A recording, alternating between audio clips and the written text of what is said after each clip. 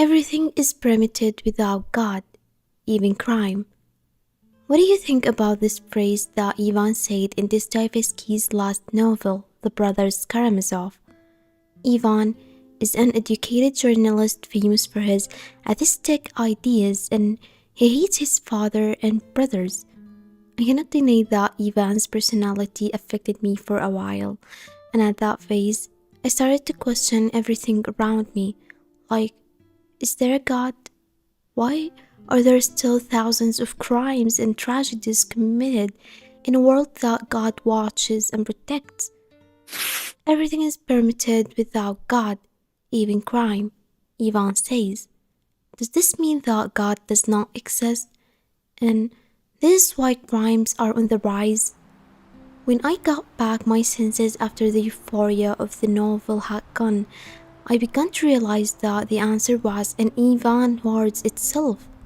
If everything's permissible and permitted in a world without God, then why are there still bad deeds committed in a world that we are so sure as religious that God created? Got me? If there is no God and crime is permissible, why do countries make laws? What for? To suppose there is no God just because there is a crime committed against someone else is absurd enough to assume that you don't have a mom because you are a bad boy. You should know at first that God created us not to live a sinless life, because this means that we are deprived of our free will and ability to make a choice, and in many ways we will be nothing more than caged animals living within the walls of our limited choices. God gave us free will to do what we feel is right. Now, if some people choose to abuse this free will for selfish and wrong reasons, it is not God's fault. It is the fault of the human beings who committed these sins. You may say that God can punish those people and protect the good ones. Yeah, that's right. But this action would again be an intervention in the field of free will. You have the choice to do whatever you want with this will. You are the one who chooses how the world should be. You are never obliged to believe in God and do the right thing. You just need to wait for the consequences.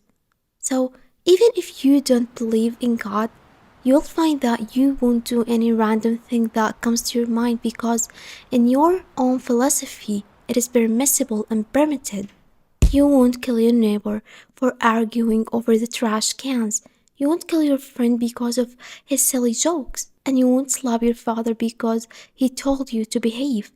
Day after day, even without God or a religion that you believe in, you begin to draw boundaries, principles, laws that stipulate what is right and what is wrong, because without these limits, there is nothing to prevent us ultimately from exploiting our neighbors mercilessly, using them as toys for our own pleasure, or enslaving, humiliating, and killing them, and vice versa. All that stands between us and this moral void are those self-imposed limitations. Sin has always been and always will be an option. The fact that sin is committed does not negate the existence of God. This is what free will means, to choose to do right over wrong. So have you done the right thing so far? Or was everything permitted in your philosophy? Ivan's phrase has always got me wondering, so I measure it on his personality. Ivan, who doesn't believe in the existence of God and believes that crime is permissible and permitted, ironically, never committed a crime, no matter how bad he wanted. He was a good person, actually. I know that there are atheists and have more morals than religious people, and here a question arises. Where do morals and principles come from? There was a clear line between right and wrong from Ivan's perspective. He didn't kill his father, didn't kidnap Katerina, whom he loves one-sidedly against her will. He didn't kill his brother Dmitri, whom he hates, and didn't kill Smertyakov, who killed his father. What was stopping him? Morals? What morals even mean when everything is permissible and allowed? It is as if you are entering an open buffet but you only decide to eat salad. Why? What holds you back from eating a lot? Everything is free, everything is allowed. What deters us when everything is permitted and allowed? Does morality based on religion, or is it a result of continuous development in personality? Does the amount of what you will eat always depend on whether it's free or not, or does it depend on your own diet? What can you and can't you eat? What are you allergic to? Who established moral concepts in man? Who rebuilt the rules for those who believe that everything is permissible? A person in general, when given a chance and knows that he won't be punished for his actions, will do the worst things most of the time. You and I often committed a lot once others turned away from us or when we were left alone. By nature, we have an animal instinct to do what we desire, whether it's right or wrong. The soul does not know right from wrong, nor what is permissible from what is forbidden, and your role in this life is to tame it, based on religion, laws, and social customs and traditions, and what may disturb those around you and make them resent you or even just be mad at you. I once read about the experience of Marina Abramovic in 1974. She conducted an experiment to know more about human behavior if they were given the freedom to decide what to do without conditions. She decided to stand for continuous hours without moving and allowed the audience to do whatever they wanted to her. At first, the crowd's reaction was peaceful, so they were just watching her. But this didn't last that long.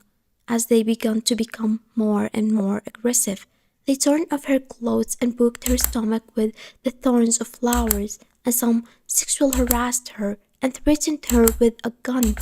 This is an experiment of what people's actions would be like without legal or religious consequences. Freedom is destructive if it's not corrected by responsibility, conscious, and internal censorship of what seems right or wrong. Moral is a combination of multiple sources. Mind. It is believed that man developed his first moral through trial and mistakes, and through learning from those mistakes. Imagine two tribes that lived thousands of years ago, where each tribe was invading the other to steal their food. As a result of these invasions, people were killed on both sides. After a while, the two tribes discovered that all this killing harmed both sides, and it leads to decrease in their ability to hunt and gather food. Then, the two tribes found that it was better for them to cooperate and hunt together and then share that catch. Hence, the concept that stealing is immoral. In the past, it was normal for a man to marry his sister and have children with her, but later, people found that this leads to children with different diseases because the probability of the disease causing genes coming together becomes higher. They, of course, didn't know the reason, but they found the marriage of brothers had bad results. That is why it was forbidden, and it became unacceptable and considered immoral. In philosophy, this is called consequentialism. It means that the consequences of things determine whether something is good or bad, moral or immoral. Religion, which came up with certain moral rules, many of which may have a mental source in the first place, and religion empathized it. Customs and traditions, which is a source of morality in many societies. There is a lot that is considered shameful and immoral, even though that it's permissible. And law, which I don't consider as a source of morality. Not really. Laws were written after the advent of morals. Morals come first, then the law. It can be said that law bends people to generally accepted moral rules, but it's not itself a source of morality. It just transformed it from human norms into written and binding laws. It is difficult to say that there is a single and absolute source of morality. It is often a combination of genetic, mental, environmental, and religious factors. Some studies have found that children are born with certain moral principles, such as an understanding of feelings of justice, compassion, and tenderness, which means that such feelings are engraved in our DNA. Can you believe it? So, if we go back to the starting point and ask what prevented Ivan from killing his father in the novel, what prevents an atheist from killing, the answer will be the same thing that prevents a religious from killing, is the social order and custom that today we call the law. We don't kill because our moral prevents us from killing to achieve private interests, fearing the law and the consequences of the crime. If we were talking about religion, religion forbids killing, yeah, but it does not prevent it.